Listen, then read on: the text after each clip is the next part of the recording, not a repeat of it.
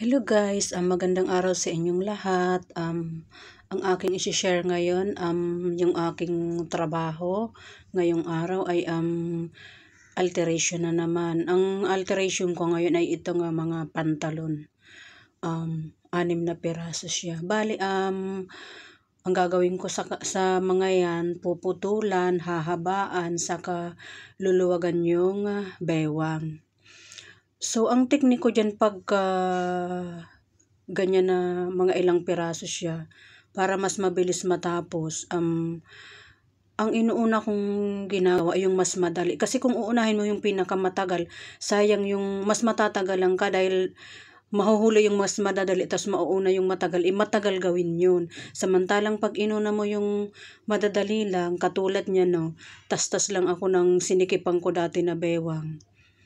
Madali lang siya, at least saglit lang siya, tapos na siya, or di may natapos ka ng isa. Tapos ang sinusunod ko dyan, katulad niya yung putol, okay lang naman siya, hindi naman siya ganun din katagal, pero mas inuuna ko talaga yung kung alin ang pinakamadali.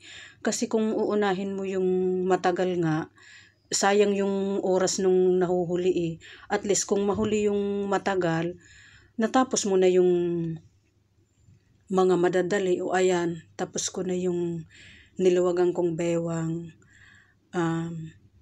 Kaya pag sinisikapan ko ang bewang nila, hindi ko ginugupitan kasi balang araw paluluwagan din nila yan.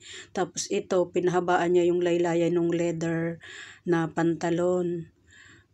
Dati pinaiksian niya sa akin yan.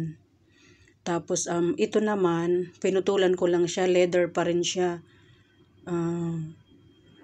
Madali lang din naman siya, tama lang naman. Tapos itong cargo pants, ganun din, putol pa din. Sa lahat na yan na putol. Parang dati yata ang tawag yun 6 pocket, tapos ngayon naging cargo pants, kung hindi ako nagkakamali.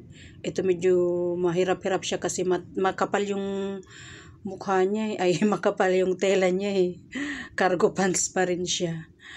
So ayan na, nairaos ko na ang aking alteration for today's work. Ayan na siya. Parang ang gandang itinda na siya So ayan na yung pinagputulan niya. Thank you so much guys for watching. Sana na inspired kayo.